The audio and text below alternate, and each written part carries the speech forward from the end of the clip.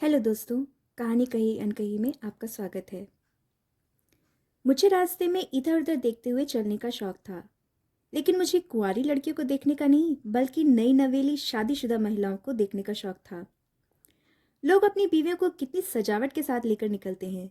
खुद भले ही पैबंद लगे हुए कपड़े पहने, लेकिन बीवी को पहनाएंगे बिल्कुल चमचमाते हुए कपड़े। खुद भले ही हफ्तों तक शेव ना करें, लेकिन क्या मजाल जो बीवी के गालों की रंगाई पुताई में कोई कमी हुई हो। लेटेस्ट फैशन के हेयर स्टाइल में उनको लेकर निकलना वह अपनी शान समझते हैं। आखिर ये सब ना करे तो सोसाइटी में सब लोग उन्हें बैकवर्ड कहकर उनका मजाक नहीं उड़ाएंगे। लोग अपनी बीवियों को इसलिए सजाते संवारते हैं कि लोग उन्हें मुड़ मुड़ कर देखें और तारीफ करें कि वाह, फला साहब की क्या किस्मत है जो उन्हें इतनी अच्छी बीवी मिली। वरना आप ही कहिए कि बीवी को नुमाइश की चीज बनाकर घर से बाहर निकालने का क्या मतलब हुआ।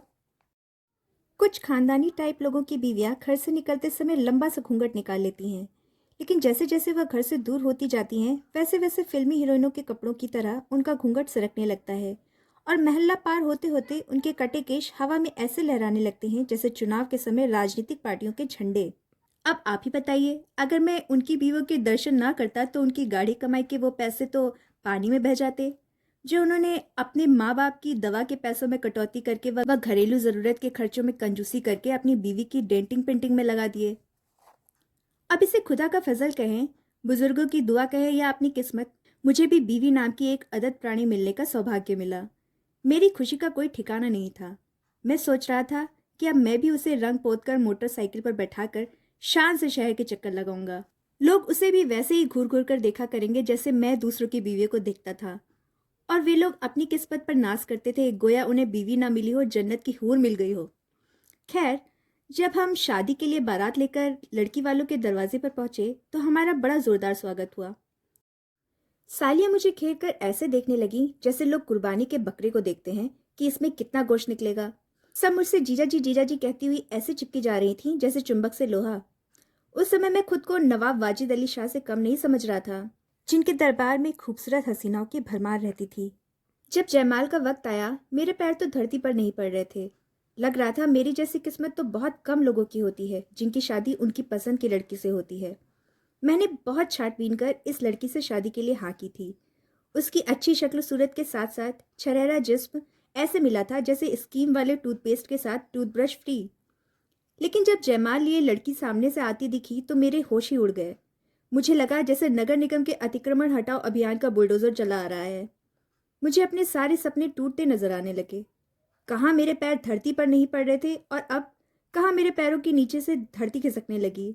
मैं सोचने लगा कि इस टैंक नुमा जीव को लेकर किस मुंह से वापस जाऊंगा। लोग तो यही समझेंगे कि जिस तरह बिचौलिए रक्षा सौदों में दलाली खाकर घटिया मिसाइलें, टैंक, तोप और गोला बारूद सप्लाई करवा देते हैं, वैसे ही मैंने दहेज में मोटा माल लेकर लड़की की जगह दरवाजे पर एक भैंस बंधवा ली। और फिर मेरे ऊपर बहुत से लोगों का कर्ज भी तो था। मैं जिन लोगों की बीवियों को घूर घूर कर देखता था, आखिर उन लोगों के भी तो कुछ अरमान होंगे। वे लोग भी तो इंतजार कर रहे होंगे कि कब यह शादी करेगा और हम इसकी बीवी को घूर सकेंगे। उस कर्ज को मैं कैसे उतारूंगा? और उसे मोटरसाइकिल पर बैठाकर घुमाने के मेरे सपनों का क्या होगा? इसे मोटरसाइकिल पर तो क्या, जीप या कार में भी पूरा लादना मुझ जैसे आदमी के बस में नहीं था। और ट्रक मांगने की न मेरी कोई औकात थी और न मेरे ससुर की हैसियत। मैं वही जयमाल हाथ में लिए अपने ससुराल वालों पर बरस पड़ा कि ये वह लड़की नहीं है जिस पर मैंने अपनी पसंद की मोहर लगाई थी। वह तो माधुरी दीक्षित की तरह थी जिसे देखकर मेरा दिल धक धक करने लगा था। लेकिन यह तो उसकी 3 गुनी है जिसको देखकर मेरा दिल भग भग करके जल रहा है। इस पर लड़की के घर वालों ने मुझे समझाया कि यह वही लड़की है जिसके साथ आप शादी करने के लिए उतावले हो रहे थे। दरअसल हुआ यूं कि जब मेरी शादी उस लड़की से तय हुई तब शादी और मंगनी के बीच लगभग साल भर का अंतर रखवाकर मैं दुबई चला गया। इधर मैं कमाई में लगा था, उधर मेरी होने वाली बीवी ने सोचा कि अब शादी तो तय हो ही गई है, अब तो किसी का बाप भी मेरा कुछ नहीं बिगाड़ सकता। बस उसने भैंस की तरह जमकर चढ़ना शुरू कर दिया और वह महंगाई की तरह बढ़कर चौगनी हो गई। चाह तो बहुत कि अभी शादी हुई तो है नहीं, बारात वापस ले चले, लौट कर कोई और लड़की देख लेंगे। लेकिन उसके खुर्राट बाप की तनी हुई मुझे देखकर ऐसा करना तो क्या, सोचने की भी हिम्मत नहीं कर पाया। और मैंने यह भी सुना था कि उनके पास एक खानदानी राइफल भी है जिसे चलाने का उन्हें अरमान भी बहुत था, लेकिन वह किसी पर आजमा नहीं पा रहे थे। मरता क्या न करता, मजबूरी में उस बला को ब्याह कर घर ले आया। वह मेरी अर्धांगिनी नहीं बल्कि मैं उसका चतुर्थांश था। मेरे अरमानों का जनाजा उठ चुका था। मैं सोचने लगा कि इसकी डेंटिंग पेंटिंग में खर्चा कितना आएगा। महीने में आटा कितने बोरी लगेगा और पाउडर कितनी बोरी। कोई राह चलता तो छोड़िए, इसकी ओर तो कोई अंधा भी आंख उठाकर नहीं देखेगा। मैं मेरे सपनों की रानी कब आएगी तू, गाना गाता हुआ गया था और दिल के अरमां आंसुओं में बह गए गाता हुआ लौट आया। अब जब गले में ढोल पड़ ही गया था तो उसे बजाना ही था। जिसे मैं बाहर से समर्थन देना भी गवारा नहीं समझता, उसे ही अपनी सरकार में गृह मंत्री का पद देना पड़ा।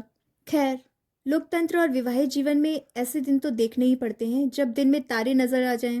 मुझे लग रहा था कि इसे गृह मंत्री नहीं बल्कि गिरह मंत्री कहना अधिक उचित होगा, क्योंकि यह मेरी गिरह यानी जेब पर डाका डालने आई थी।